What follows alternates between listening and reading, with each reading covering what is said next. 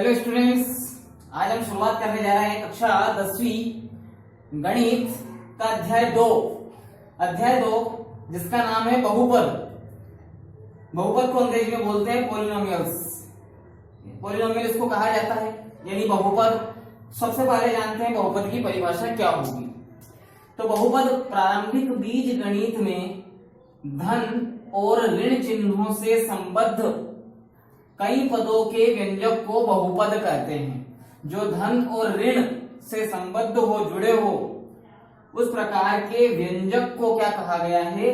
बहुपद कहा गया है, जिसमें अनेक सारे पदों, यहाँ पर एक शब्द आया है कई पदों के व्यंजक, कई पदों के व्यंजक को बहुपद कहते हैं। जैसे इसमें कितने पद है? कुल 1 2 3। धन और ऋण के कारण ये वाला पद, ये वाला और ये वाला पद अलग अलग हमें दिखाई दे रहा है। ये 3a, ये 2b और ये 5c दोनों धनात्मक है, और ये वाला 5c जो है ऋणात्मक है। तो इस प्रकार से यहाँ पर 3 पद, इसमें भी आपको दोनों धन से जुड़े हुए 3 प्रकार के पद दिखाई दे रहे हैं। 3 पद यहाँ पर, और यहाँ पर भी आपको धन ऋण से जुड़े हुए अनेक पद दिखाई दे रहे हैं। इन पदों को क्या कहा गया? बहुपद कहा गया। तो प्रारंभिक बीज गणित में धन और ऋण के चिन्हों से संबद्ध कई पदों के व्यंजक को, जिसमें अनेक पद हो, उसे हम बहुपद कहते हैं। बहुपद को अंग्रेजी में पॉलिनोमियल कहा गया है। अब देखिए, इसमें आप लोग को मैं एक चीज और बता दूं कि जब हम इसको हल करते हैं तो 3a, 2b और 5c, इसमें आप सीधे सीधे से समझ रहे हैं कि a, b, c 3 अचर पदों से, ये 3 चर पदों से मिलकर ये बना हुआ अपना एक बहुपद है। चर पद यानी एक शब्द अपने बीच में आ गया, चर और अचर, है ना। इसको थोड़ा सा और समझ लेते हैं। चर और अचर। अचर यानी कि जो नहीं चल सके, यानी कि जिसका मान परिवर्तित नहीं किया जा सके, जैसे 1 2 3। एक अपने आप में एक संख्या को ही दर्शाता है, एक वस्तु को ही दर्शाता है। 2 अपने आप में 2 वस्तु को ही दर्शाता है। 3 वस्तुओं को ही दर्शाएगा। लेकिन जो चर पद है, जो चल फिर सकता है, जैसे ए का मान एक भी हो सकता है, 2 भी हो सकता है, 3 भी हो सकता है, कुछ भी हो सकता है ना। वो हमारे दिए गए व्यंजक या फिर कहा जाए बहुपद पर आधारित है कि ए बी सी का मान क्या रहेगा।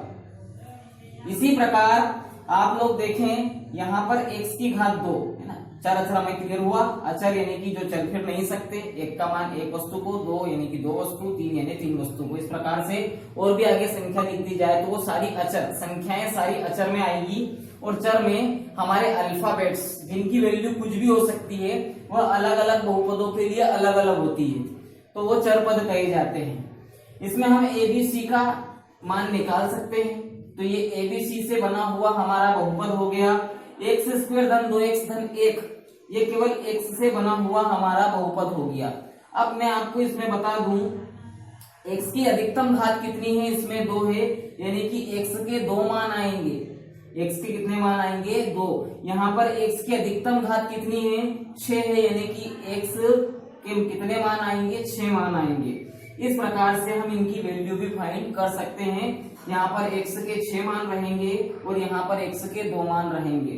x के 2 मान कैसे हो सकते हैं? क्योंकि x तो अपने आप में क्या है? चर है, चल फिर सकता है, तो x के 2 मान हो सकते हैं। x की घात 6 है, यानी कि x के 6 मान भी हो सकते हैं। वो भी चर है, वो भी चल फिर सकता है, कुछ भी मान उसका हो सकता है। तो इन सभी को क्या कहा गया? बहुपद, जिसमें अनेक सारे पद हो, धन ऋण चिन्हों से संबद्ध हो, बहुपद कहलाता है। इन बहुपद पर हम आधारित सवाल करेंगे, जिसमें आप लोगों को मैं शून्यक निकालना इनका सिखाऊंगा। शून्यक का अर्थ होता है कि x का मान, ये भी समीकरण x की है तो x का मान निकलेगा। और भी कोई समीकरण बना दी जाए, x² y x minus yx, और भी अनेक प्रकार से बराबर 0 कुछ भी ले सकते हैं। इस प्रकार से अगर कोई समीकरण x और y की है तो इसमें x और y के भी मान निकाले जा सकेंगे। इस प्रकार से हमारे बहुपद चलते हैं, है ना। बहुपद निम्न पदों पर आधारित है ना। इसमें 6 पद हैं, यानी पदों की संख्या पर आधारित है। 1 2 3 4 5, इसमें 5 पद, है ना। 1 2 3 इसमें 3 पद, 1 2 3 इसमें भी 3 पद, है ना। इसलिए इसका नाम क्या रखा गया, इन समीकरणों धन ऋण से संबंधित जो व्यंजक हमें प्राप्त होता है उसका नाम क्या रखा गया, बहुपद रखा गया, जिसकी अधिकतम घात, अगर घातांक इसका देखा जाए अधिकतम, तो इसकी 6 रहेगी, इसकी अधिकतम घात कितनी रहेगी, 2 रहेगी। हम जो सवाल इस प्रश्नावली में पढ़ेंगे, अधिकतम x स्क्वायर धन 2x धन 1, यानी कि अगर मैं इसका एक व्यापक समीकरण लिखूं तो ax स्क्वायर धन bx धन c बराबर 0, ये इस व्यापक समीकरण के बारे में हम इसमें पढ़ेंगे। यह व्यापक समीकरण को हल करने के कुछ बेसिक तरीके भी हैं और कुछ ऐसे सूत्र भी बनाए गए हैं, श्रीधराचार्य सूत्र से भी x का मान यहाँ पर निकाला जा सकेगा। तो प्रश्न के अनुसार प्रश्न हमें किस प्रकार से हल करने को देता है, हम इस प्रकार के सवालों को हल इसमें करेंगे। शुरुआत करते हैं प्रश्नावली 2.1 की। हमने पहले अध्याय का नाम जान लिया, बहुपद है, लेकिन आपको इसमें बहुपद जैसा अभी कुछ नहीं दिखाई दे रहा है, आपको केवल यहाँ पर ग्राफ दिखाई दे रहे हैं। सबसे पहले हम समझते हैं प्रश्न क्या है।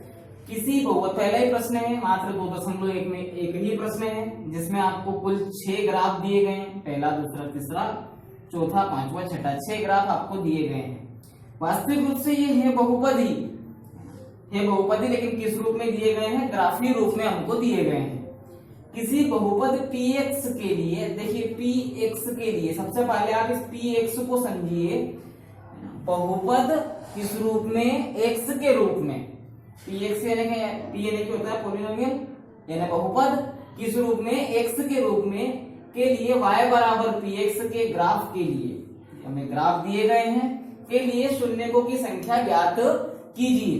देखिए y बराबर px हमें दे रखा है, यानी कि पॉलिनोमियल किस फॉर्म में है, x के फॉर्म में है, यानी कि x के रूप में हमारी वर्ग समीकरण या घन समीकरण, जिस प्रकार से हमें 2 घात समीकरण, 3 घात समीकरण, 4 घात समीकरण हमें दी गई है।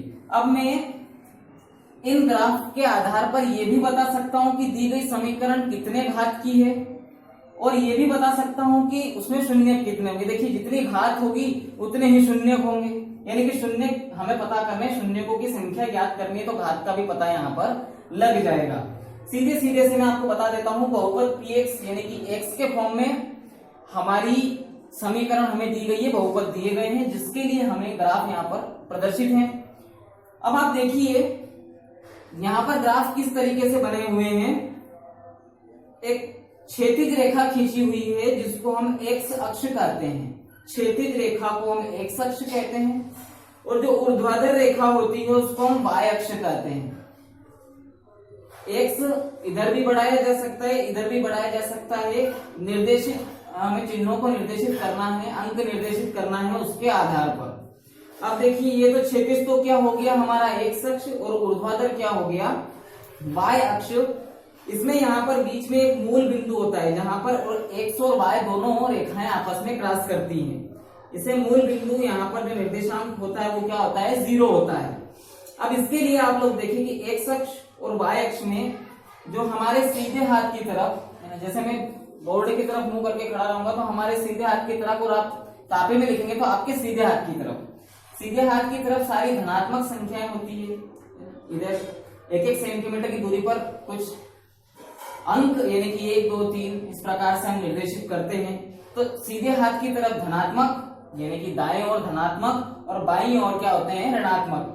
इधर की तरफ x प्राइम होता है, क्या होता है, x प्राइम, इधर x और इधर x प्राइम होता है, तो इधर ऋणात्मक अंक होते हैं। उसी प्रकार y में अगर देखा जाए तो y में ऊपर की ओर धनात्मक अंक होते हैं और y प्राइम में ऋणात्मक अंक होते हैं। जब भी प्राइम लगा हुआ आपको दिखाई दे यानी कि उधर ऋणात्मक अंक हमारा रहेगा, और जनरली बाएं हाथ की तरफ और नीचे की ओर ही ऋणात्मक संख्याएं होती है। अब इसमें आप लोग देख पा रहे हैं कि एक रेखा और बनी हुई है, ये रेखा, ये जो रेखा आपको दिखाई दे रही है जो y अक्ष को क्रॉस कर रही है, y अक्ष को क्या कर रही है, क्रॉस कर रही है। इससे हमारा उत्तर हमें पता चलेगा। देखिए y अक्ष को क्रॉस कर रही है यानी कि हमारी समीकरण तो किस रूप में है, px यानी कि x के रूप में है। x जब हमें दे रखा है यानी कि किस रूप में, हमारी समीकरण x के रूप में हमें दी गई है। जब x के रूप में दी गई है तो y को क्रॉस कैसे करेगी, यानी कि यहाँ पर सीधे सीधे से हम बता देते हैं कि यहाँ पर x के जो शून्यक हैं, शून्यकों की संख्या कितनी हो जाएगी, शून्यक की संख्या हो जाएगी 0, क्योंकि ये x अक्ष को क्रॉस नहीं कर रही। यानी कि दी गई जो समीकरण है, जो भी मान हमें प्राप्त हुआ वो किसके लिए प्राप्त हुआ, y के लिए प्राप्त हुआ, क्योंकि y अक्ष पर ही ये रेखा काट रही है। y का अगर शून्यक पूछा जाता, अगर समीकरण किस रूप में होती, px के रूप में नहीं होती, py के रूप में होती, तो यहाँ पर y के लिए शून्य कितना हो जाता, 1 हो जाता। लेकिन चूंकि किसके लिए पूछा जा रहा है, px x के लिए पूछा जा रहा है, क्या x अक्ष को इस रेखा ने कहीं पर काटा, नहीं काटा, तो शून्य की संख्या क्या हो जाएगी, 0, यानी कि समीकरण में कहीं पर भी x नहीं है। तो शून्य, पहले वाले सवाल के लिए शून्यकों की संख्या क्या आ जाएगी, 0। दूसरे सवाल को देखते हैं। दूसरे सवाल में आप लोग देख पा रहे हैं, इधर x प्राइम, ऊपर y और नीचे की ओर y प्राइम है।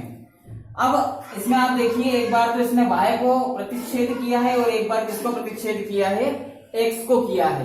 यानी कि सीधे सीधे से जब x को प्रतिच्छेद इसने किया, यानी कि x के लिए शून्य क्या हो जाएगा, शून्य की संख्या हो जाएगी 1, क्योंकि इसने x अक्ष को केवल एक बार ही प्रतिच्छेद किया है, x अक्ष को एक बार ही छुआ है इसने, तो इसलिए शून्य की संख्या क्या हो जाएगी, 1।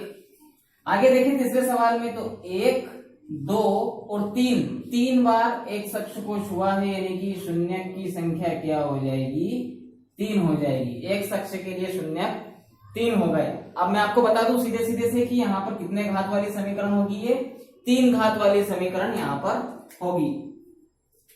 अगले सवाल में देखिए आप, चौथे सवाल में इसने भी x अक्ष को कितनी बार छुआ है, 2 बार, यानी कि शून्य की संख्या कितनी होगी, शून्य की संख्या होगी 2। अगले में देखिए आप लोग 1, 2, 3, 4, तो यहाँ पर शून्य की संख्या क्या हो जाएगी, 4 हो जाएगी। जितनी बार x अक्ष को रेखा छुएगी उतने शून्यक की संख्या हमें प्राप्त होगी। इसमें देखिए आप, एक बार यहाँ पर केवल एक छूकर निकल गई है, यानी कि यहाँ पर भी एक बार, और यहाँ पर भी छूकर निकली, यानी कि यहाँ पर भी एक बार। इस प्रकार से यहाँ पर भी शून्य की संख्या कितनी हो जाएगी, 3 हो जाएगी। यही हमारी प्रश्नावली 2.1 में हमसे पूछा गया था कि बहुपद जो है हम किस रूप में दे रहे हैं, ग्राफ के रूप में दे रहे हैं। आप तो केवल सीधे सीधे से उसके शून्यकों की संख्या बता दीजिए।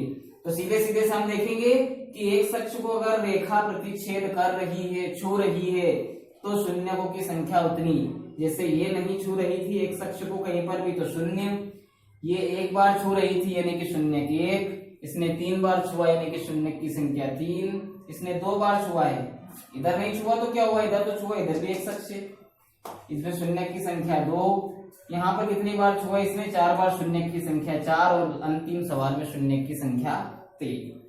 ठीक है, आज के लिए इतना काफी है। कल देखते हैं प्रश्नावली 2.2।